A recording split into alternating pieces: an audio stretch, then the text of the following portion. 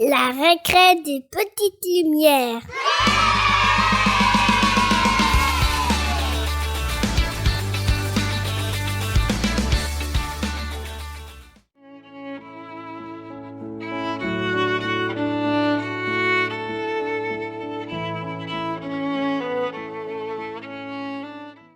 Bonjour mes petits amis, j'espère que vous allez bien aujourd'hui.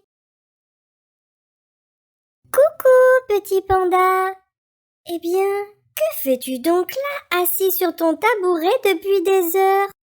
Coucou grand panda, c'est temps Noël et c'est long.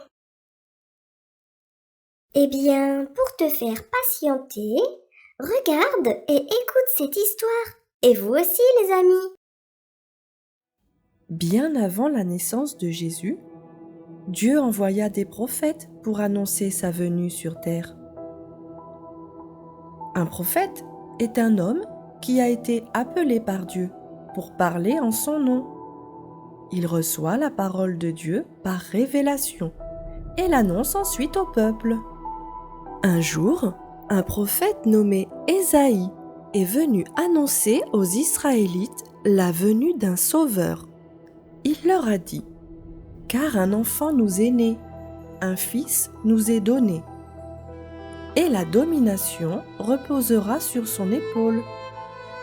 On l'appellera admirable, conseiller, Dieu puissant, Père éternel, Prince de la paix. » Dieu envoya aussi un prophète nommé Michée.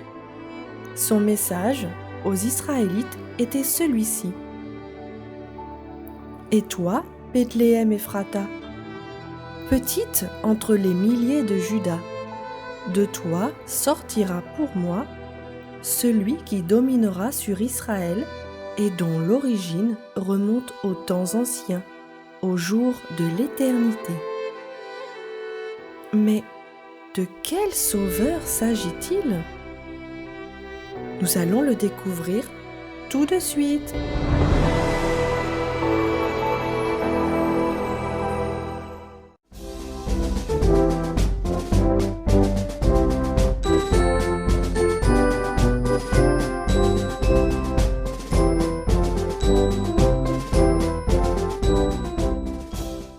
La promesse de Noël.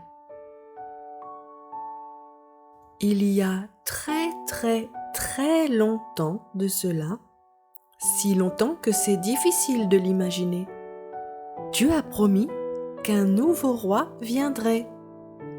Ce ne serait pas un roi ordinaire, comme ceux que l'on peut voir à la télé ou dans les livres. Ce roi-là serait différent. Ce serait un roi nouveau, un roi sauveur, un roi éternel. Et tu sais quoi ? Une nuit, Dieu a tenu sa promesse de Noël. Aimerais-tu savoir comment il a fait ? L'histoire de Noël commence avec un ange. Il a été envoyé par Dieu pour voir Marie.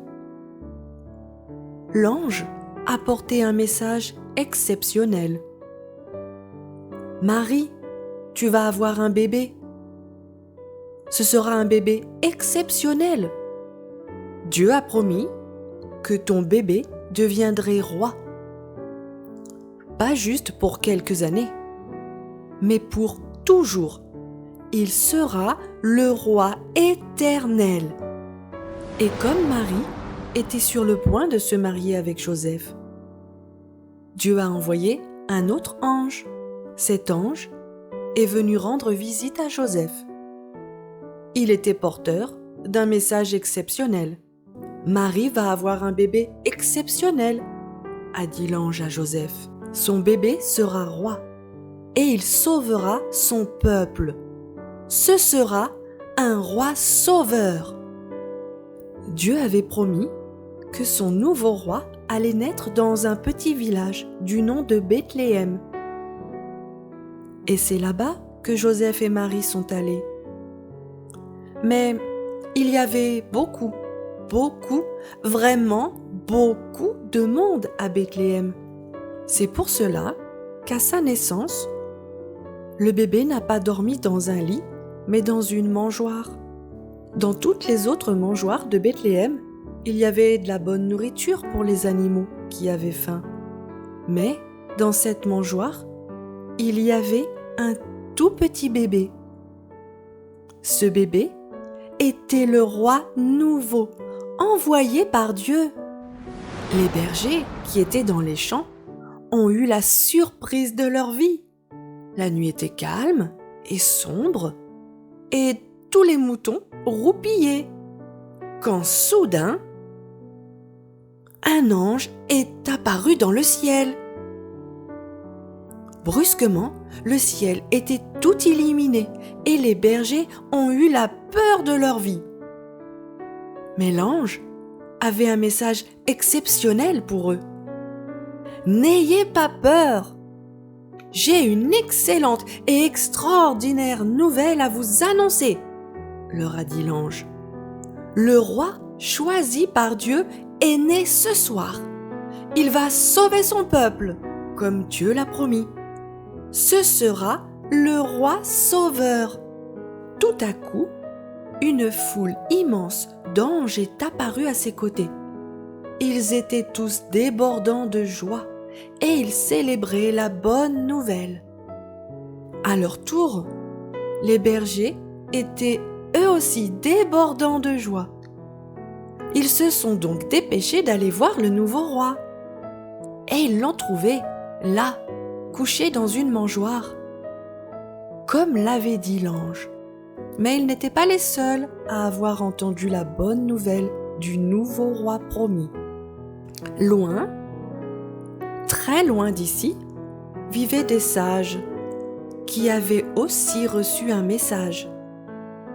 La nuit était calme et sombre, et ils observaient les étoiles quand soudain, une nouvelle étoile est apparue dans le ciel. L'étoile avait un message exceptionnel.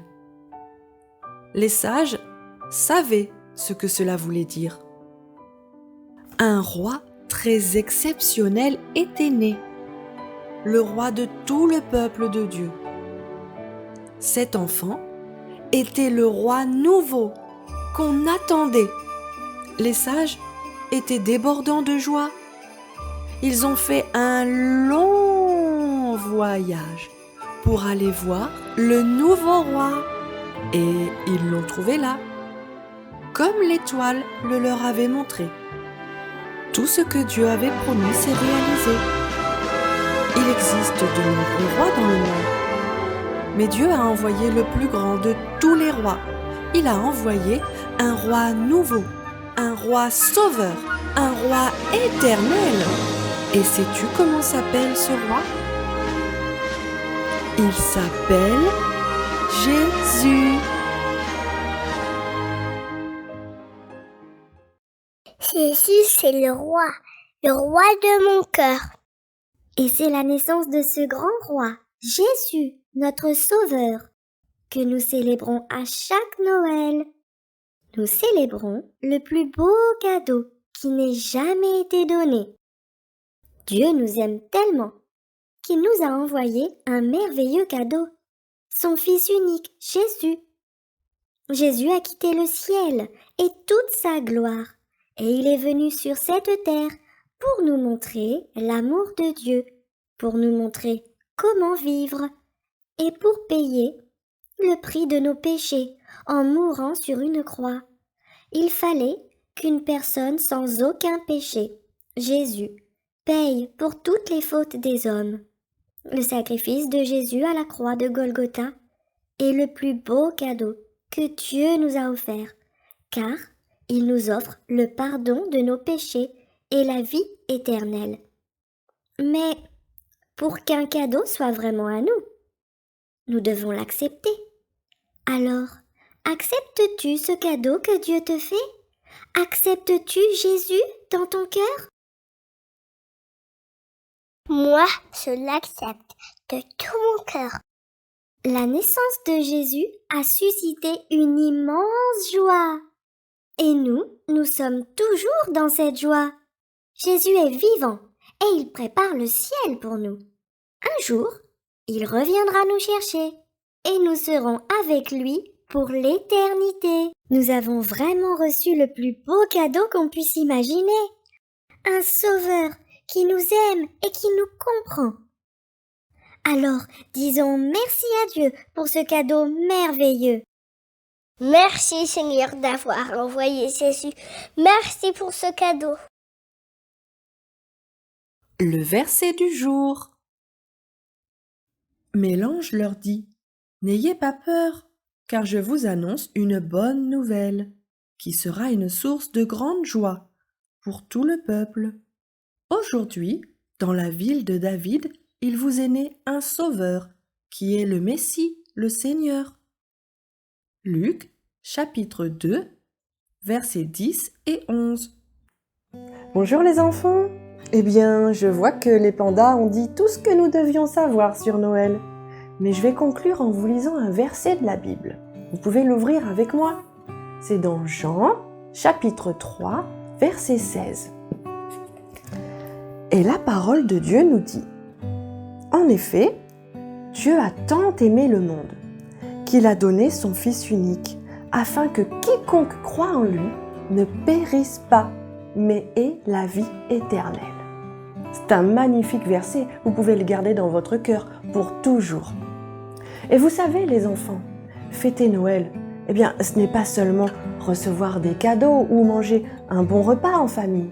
Fêter Noël, c'est aussi louer Dieu et le remercier pour Jésus, notre cadeau. Et profitons de ce temps de Noël, eh bien, pour donner nous aussi de l'amour aux gens qui nous entourent, nous qui avons reçu l'amour merveilleux de Dieu. Et profitons de ce temps de Noël pour partager notre amour de Jésus aux gens autour de nous. Je vous souhaite à tous un joyeux Noël, que Dieu vous bénisse et à bientôt. Gros bisous les enfants. Au revoir les enfants.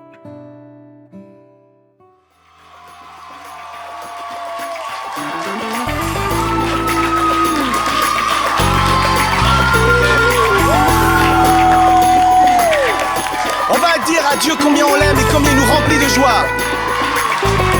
Vous êtes prêts à chanter avec nous? Les filles, vous êtes là? Et les gars? Jésus vit en moi, il est toujours avec moi, il est le roi, et je suis dans la joie. Jésus vit en moi, il est toujours avec moi, il est le roi, et je suis dans la joie. Jésus vit en moi, il est toujours avec moi, il est le roi, et je suis dans la joie. Philippiens 4:4, c'est la joie. C'est le verset tout est là, qui te guidera sur le chemin, qui te gardera, oui c'est certain, sois toujours joyeux. Philippiens 4:4, c'est la joie. Les filles, vous êtes prêtes? Allez-y.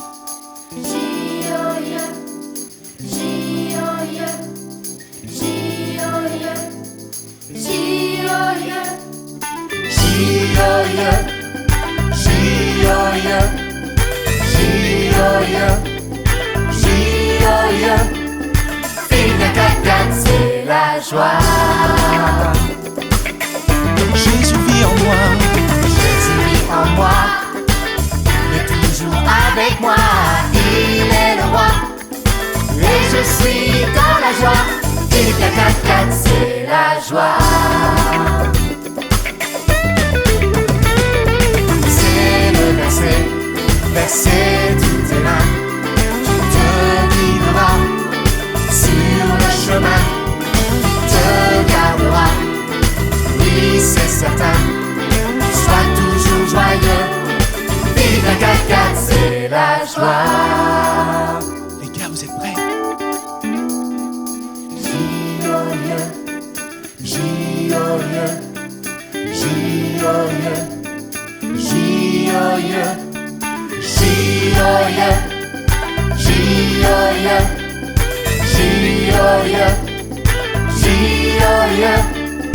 Philippe 4x4, c'est la joie. Jésus vit en moi. Jésus vit en moi. Il est toujours avec moi. Il est le roi. Et je suis dans la joie. Jésus vit en moi. C'est vrai. Il est toujours avec moi. Il est le roi. Et je suis dans la joie. Philippe 4x4, c'est là. Philippe 4x4, ça lui dit. Philippe 4x4, c'est la joie.